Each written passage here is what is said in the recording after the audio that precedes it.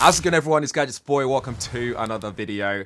In this one, we'll be taking a look at this year's Huawei Watch, the Watch 3. And this comes in different flavors, so you can get it in the classic version with different straps, or you can get it in a Pro version. The Pro version obviously costs a lot more.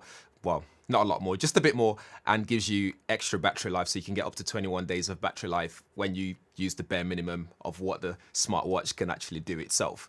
But without further ado though, let's get into it and talk about the design, Harmony OS, see what that's all about, and also some, some places where it falls a bit short for me as a user as well.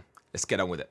Huawei watches have come a very long way from the very first time I held one, and I used one for a long time. I remember the launch event back in Berlin at IFA, and I feel like they've always stepped their game up each time, apart from maybe a couple of watches in between where they didn't really live up to the standards. I remember one I had, I can't remember what version it was, and the watch strap just kept falling off when I was using it, and I ended up not reviewing it just because it just wasn't up to par. But fast forward to this year where we have the Huawei Watch 3, and this is a beautiful watch, both inside and out. In the box, you get a proprietary charger for it, so it's a wireless charging dock, or if it's a dock, if you call it a dock. It's kind of small, so you can carry it around with you, so you'd need this to charge your device back up, although it does have a long battery life. Onto the watch itself, it's a 46mm case, so it sits nice and smart on the wrist as well. So if you have a small wrist, it might not be the one for you, but I think generally everyone can get on with this one. It's fine. On my wrist, it works really well, but again, you just have to make sure that's the kind of size that you'd go for when it comes to wearing smartwatches on your wrist. It's kind of big. It's kind of big. And then we have a stainless steel ceramic sort of combination. So around the watch itself, it's all stainless steel. And then when you look on the back side of it,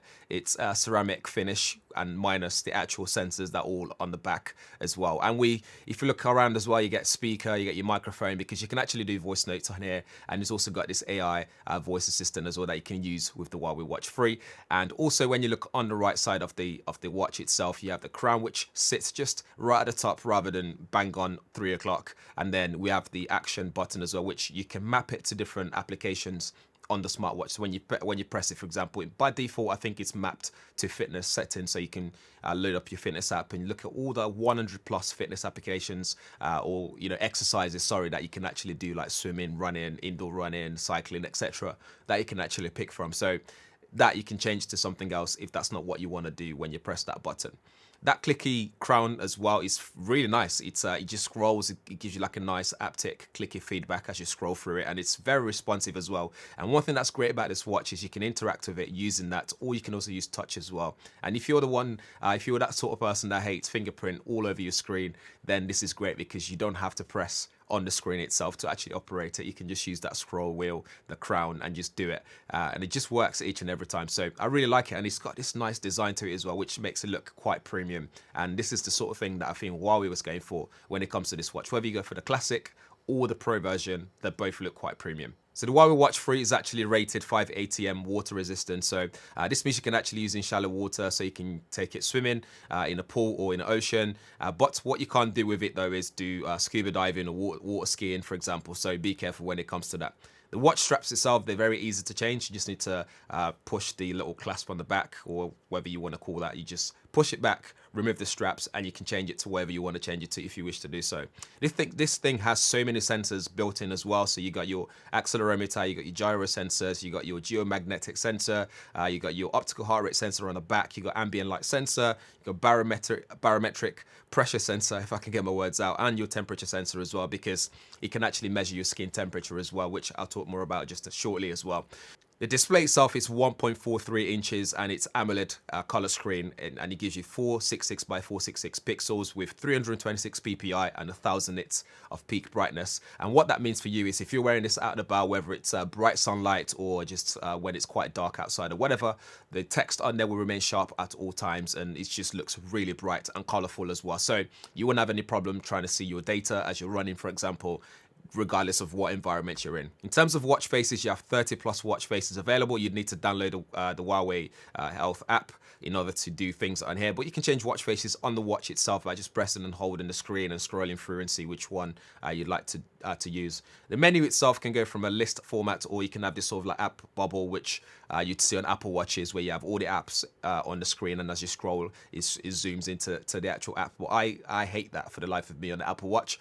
So I like that they've included this on here as a list as well. So you got the option to change this to a list, and then you can scroll using that scroll wheel on the side, or you can just use your finger and scroll up and down until you pick the right app or settings or whatever you want to do. As mentioned before, this is running Harmony OS, and this is probably one of the first devices that Huawei are going deep dive into using Harmony OS on there. So, and it works really well. It's very familiar. So if you used an Android watch before, even an Apple Watch, you get familiar with it very quickly. You can scroll to the, you can scroll to the right to see all the applications that you can also remove and change stuff on there as well. Scroll to the left, see what's there for today, for the day. So your daily activities and stuff. Or you can also scroll down and see the settings drawer, so you can pick up quick settings on there. You can scroll up and see all your notifications, for example. So it's very easy to get used to, and you can go into settings. Things are easy to find in there as well. Applications are easy to find. So I feel like this is a very smooth, unique, not even unique, a very smooth user experience when you're using it. So you're not going to find any problem using it at all. Whether you're coming from an Android one or you're coming from another Huawei watch,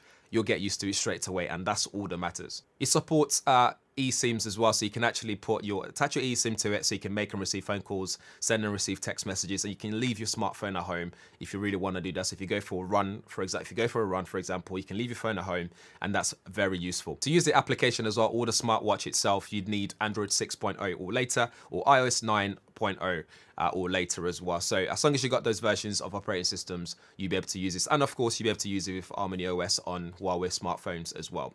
For storage, you get 16 gigabytes of internal storage, and it's got 2 gigabytes of RAM. And those are small, but in the world of smartwatches, it's not small at all. That's still quite enough for this smartwatch to function as best as it can function as well, which is pretty cool. Also, you have your GPS built in, you have Wi-Fi, you have NFC, you have Bluetooth as well. Wi-Fi is only 2.4 gigahertz, so bear that in mind if you have a different setup at home. For example, I've got the 5 gigahertz and the 2.4, so you'd only connect to my 2.4 when I'm at home, for example. So it seems like the Huawei Watch 3 has a lot of good things to say about it, but where does it fall short? For me, it's the sensors. So for example, the GPS sometimes is inaccurate, sometimes it's not consistent in terms of location where I am. So when I'm exercising, sometimes it doesn't plot the GPS route properly, which I know that I went through certain roads, but it doesn't kind of connect them properly, which is kind of weird. Another thing is the skin temperature. Sometimes it works, sometimes it doesn't. But where it's more apparent though is when you start to do SpO2 monitoring and you start to measure it on my darker skin, and it struggles to actually be able to penetrate through my skin layer to give me some data. I tried it on my partner's who's a bit lighter, fairer skin, and trying it on her skin, it works each and every time. So I think this is an issue that smartwatch makers need to bear in mind when they're developing their watches. There are this market of people with my skin tone who would need smartwatches that would actually work when it comes to SpO2 monitoring. Huawei True Sleep as well can monitor your sleep pattern automatically. You can turn that on, although that would end up draining your battery as well. So if you turn on all this constant monitoring on, like heart rate monitoring, True Sleep, skin temperature, SpO2, etc., this would drain your battery as well. So it will reduce the battery to just being able to use it for a day and a half maybe. And if you turn all these things up and use the maximum battery mode, it means you can use it on this one up to 14 days. That aside though, the Huawei Health App itself has a lot of functionality. I think it's very robust. It's got a lot of information on there, but I can't really fault it. It gives you things like your sleep pattern over time. It plots everything. It gives you a score for it as well.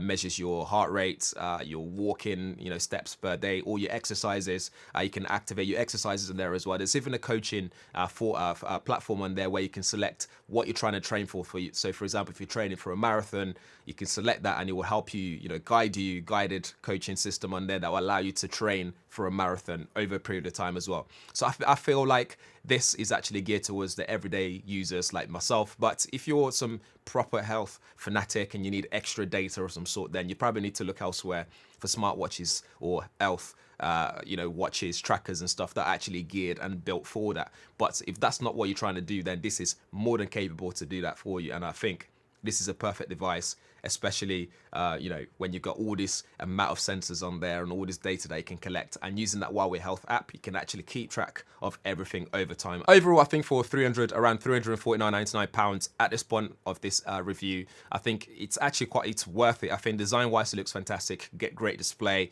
great user experience. It works with iOS and Android. Connectivity, pairing it up with my iOS device is very smooth. There's no issues at all, but I can't say the same with the Android counterpart. And also from what I've learned as well, if you're in the US and you buy this, you will have issues actually running the applications, and you might run into some difficulties trying to set this up. But that's a conversation for another time. But if you're in the UK for $349.99, I think this is a bargain. It's reasonably priced for what it is, and I think the Pro version is around £500, like $499.99. So I think that as well, if you need that extra battery life, or you want something that's a Pro, then perhaps consider that as well. But I think the $349.99 version is more than enough. But that's it for the Huawei Watch 3. As always, guys, if this is your first time around here, drop a comment below. If you have any questions, drop them there as well. And subscribe, smash the like button, and hit the bell notification so you'll be one of the first people to know every time I upload a new video like this. Thanks for watching. I'll see you in the next one.